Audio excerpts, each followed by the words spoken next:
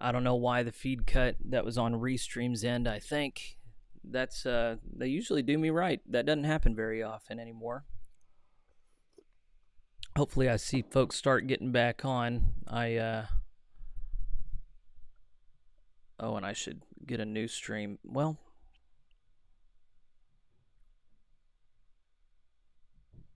okay. Y'all are seeing me again. Very good. Hello, George. I'll give everybody a couple minutes just to get back on.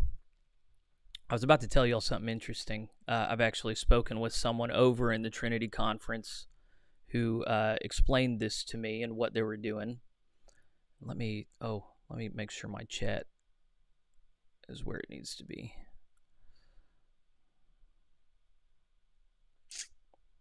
It still titled it wrong. I don't know why it did that.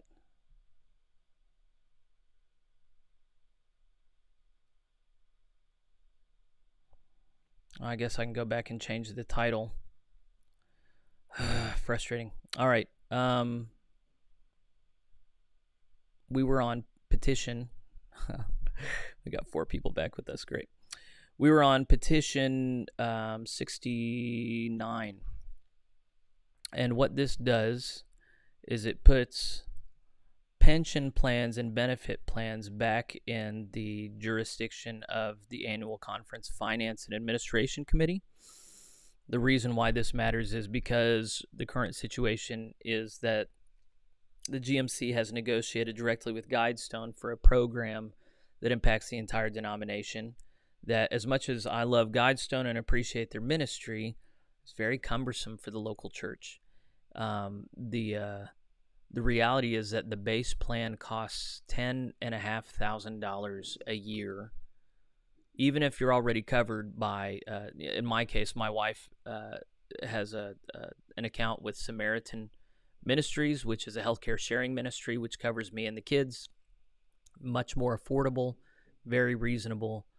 But I was not able to qualify for an exemption from Guidestone's healthcare program, and that burdened my little church with that's 10% of its budget right there. Its annual budget, $10,500. Yes, it's a very small church, but the language being used is this is all we're all in this together. We all got to carry each other's loads.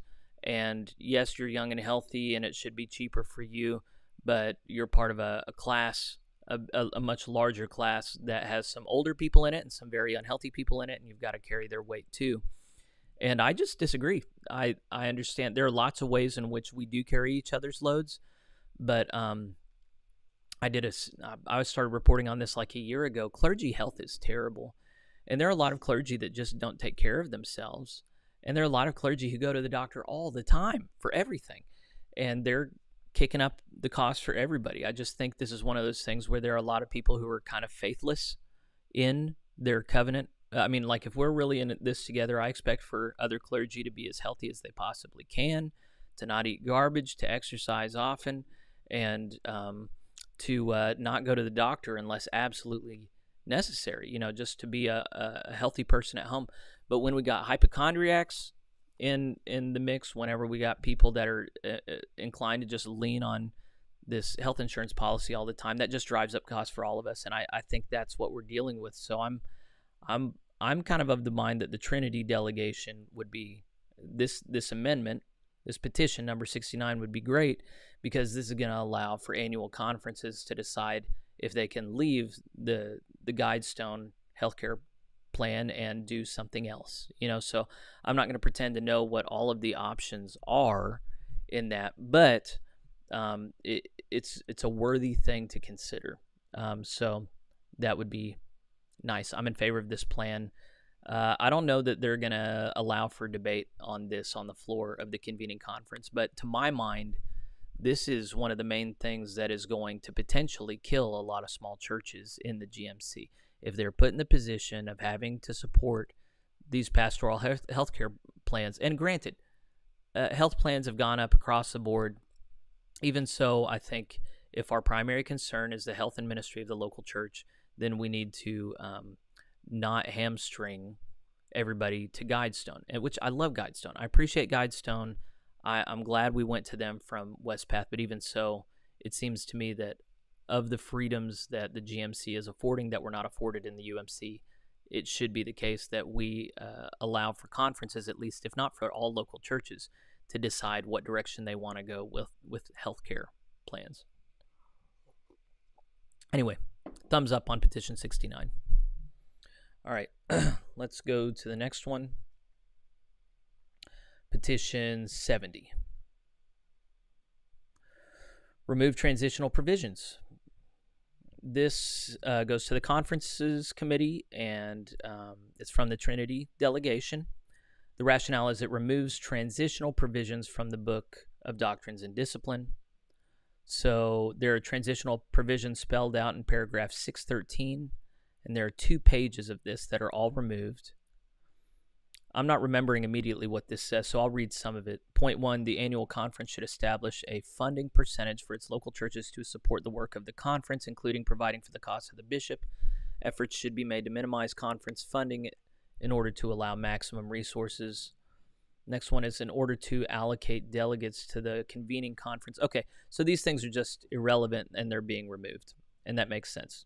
Petition 70, thumbs up. It's an obvious slam dunk. Point 3 was as local churches are formed in new annual conferences by the TLC. Okay, yeah, this is all stuff that transitions out. Petition 71. This one removes transitional provisions and establishes roles of the petition secretary and connectional council. Why didn't the TLC provide this stuff? That's interesting to me. The Trinity Conference has done this. I mean, it needs to happen, obviously. The rationale is it removes references to convening and transitional and establishes the roles of the petitions secretary and the connectional council in the petitions process for future general conferences.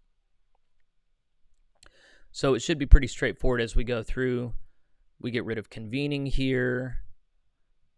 We get rid of transitional leadership, council, and we put designated petition secretary. Well, yeah, that was already there, and now it's just in their court. They get rid of the TL here and have connectional council. Okay, so this is just a transitional.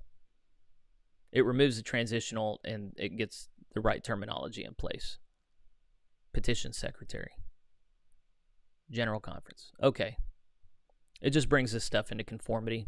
So if you're familiar with what was originally there, this is another easy thing. Petition 71 should easily get adopted.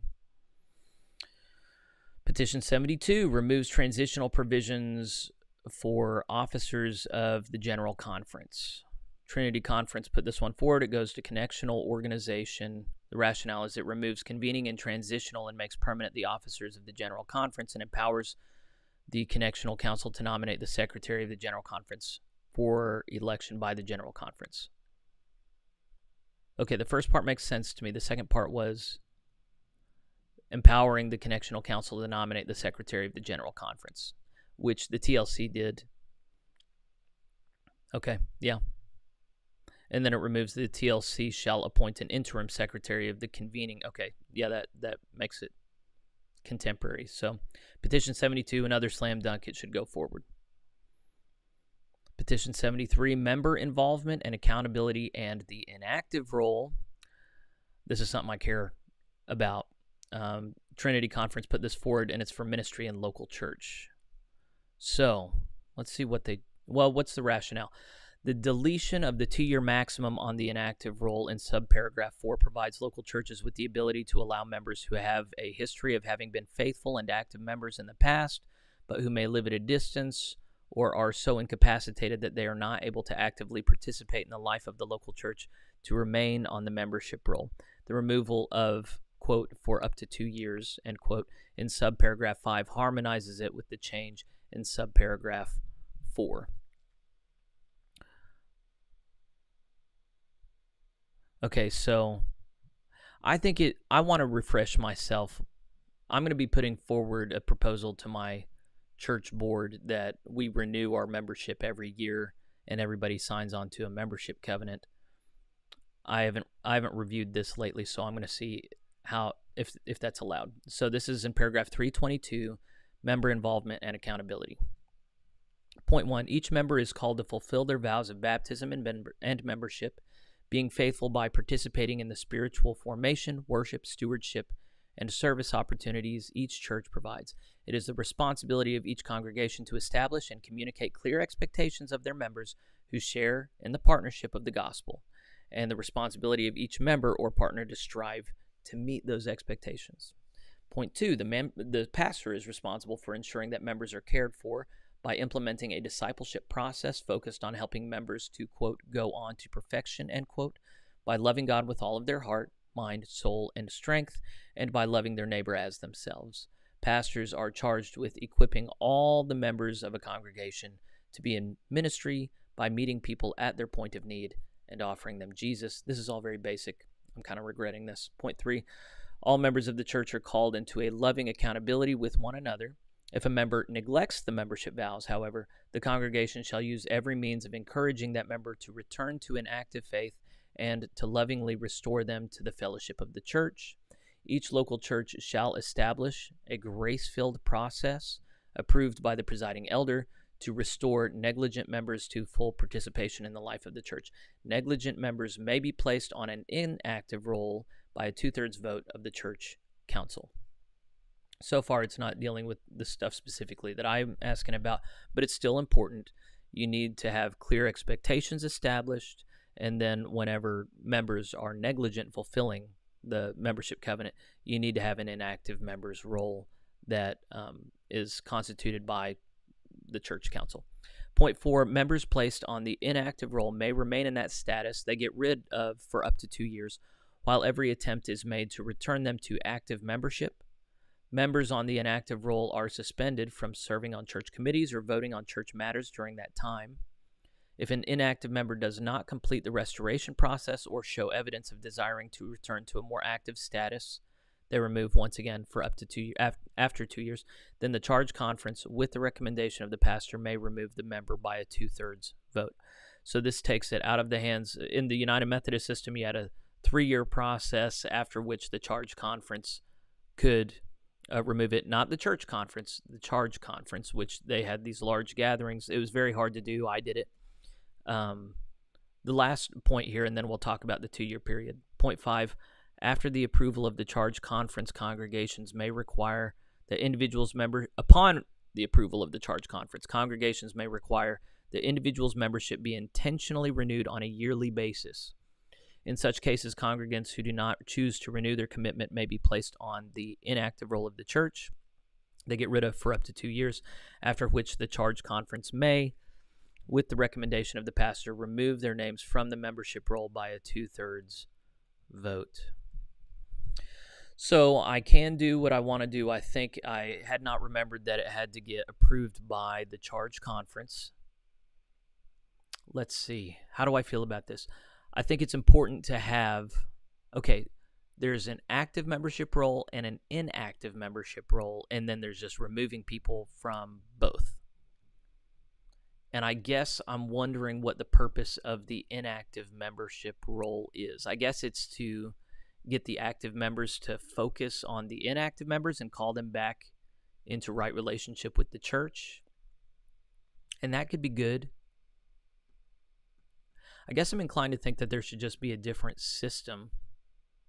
I mean, if we're talking about people who are incapacitated or who've moved away and want to stay on the church, I mean, they should be members.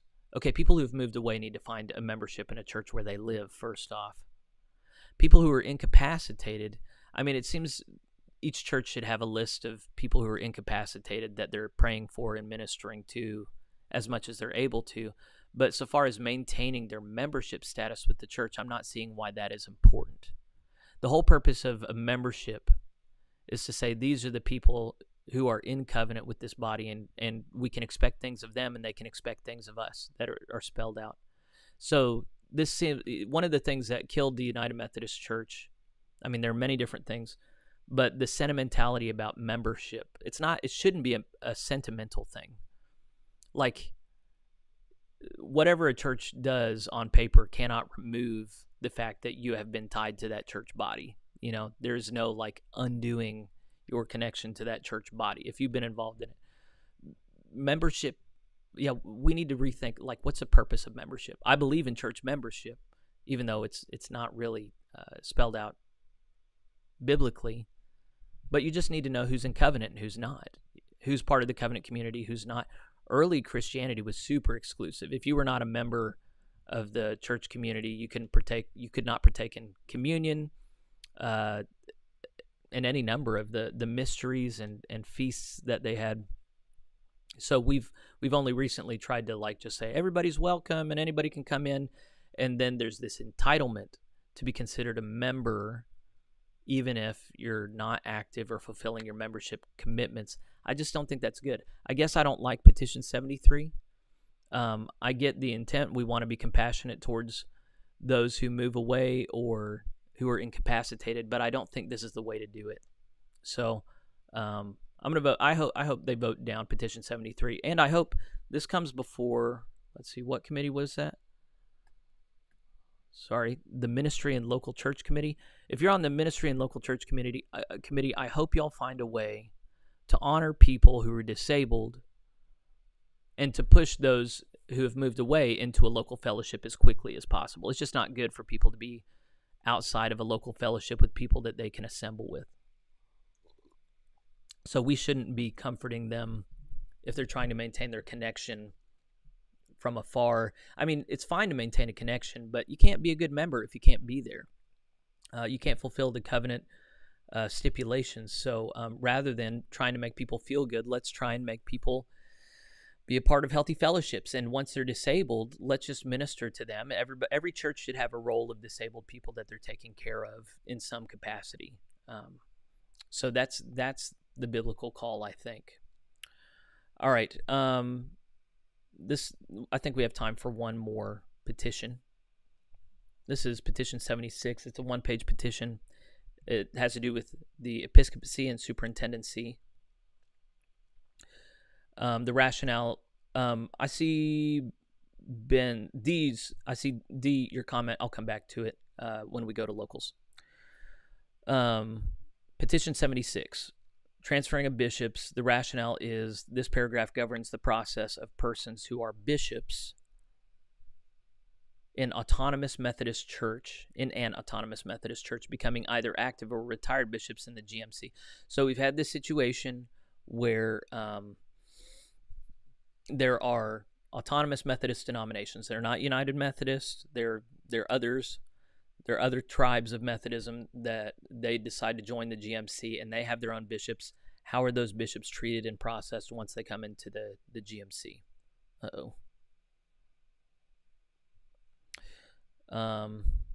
Paragraph 511. So here's the process. Well,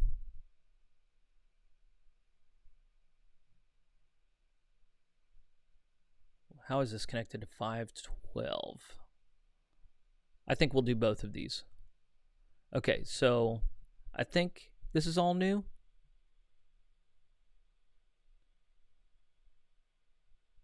I wish it was all underlined. 511. Let me see if it is all new.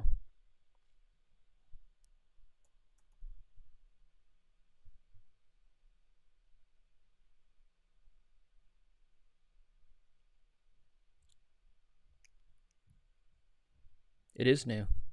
Criteria for appointments. So that, okay, this is a new paragraph.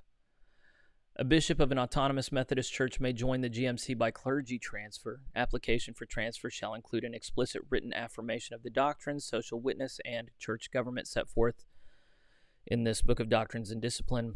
Transferring bishops shall also agree to uphold this book. Such a transfer is subject to the approval of the General Committee on Episcopacy and the Assembly of Bishops. When a bishop is received between sessions of the General Conference, the Assembly of Bishops and General Committee on Episcopacy shall inform the church of their episcopal assignment.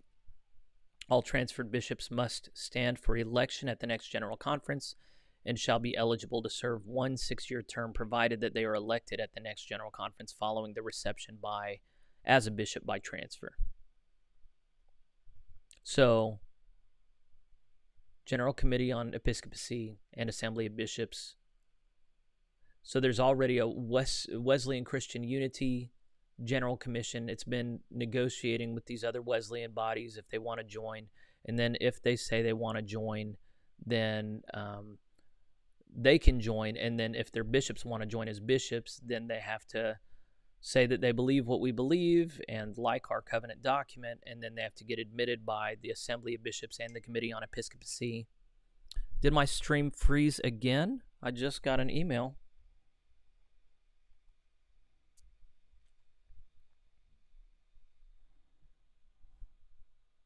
I'm not seeing anything on the local stream, so I'm inclined to think maybe, Matt, you're watching the first stream, which would be frustrating. I'm sorry.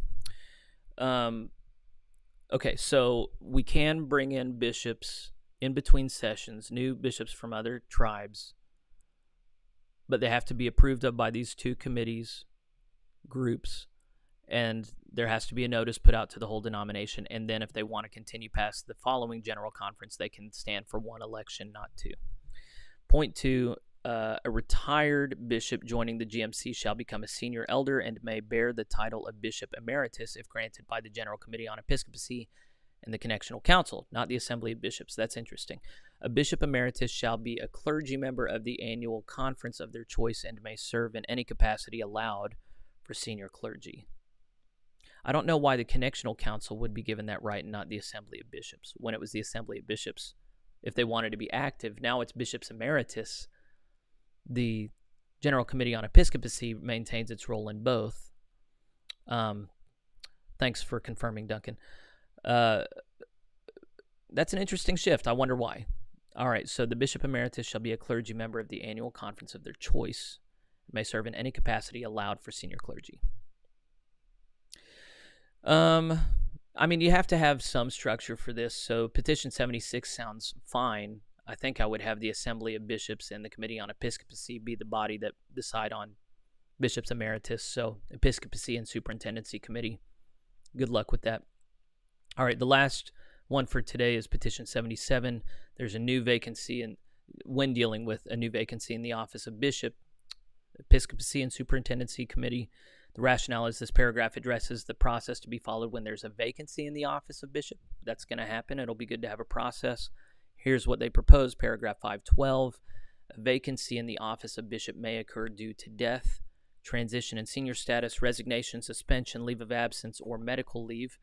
When the service of a bishop is interrupted by any of the above causes, the General Committee on Episcopacy shall approve an updated plan of coverage for the affected episcopal area in consultation with the Assembly of Bishops. With their consent, bishops emeriti may be temporarily enlisted into active service by the General Committee on Episcopacy. Of course, it's good to have a process in place for this stuff, so this seems totally reasonable to me. I see no reason not to approve of Petition 77. So, hopefully that gets adopted. We covered, again, more ground than I anticipated, so I'm happy about that. At this point, I'm just going to transition over to locals and deal with all the comments that have come through so far. It looks like we have some good material, so we'll talk about the ethics of church membership, it looks like, and practical ministry with small churches and membership and ministry. So at this point, let's see, where do I need to go? I need to go back to this page, and I'm going to say goodbye to Facebook and YouTube friends. Uh-oh. Yeah. All right. Bye, friends. I'll see you on locals. Oh, wait. I have a screen for this, don't I? Let's see. Here's that screen.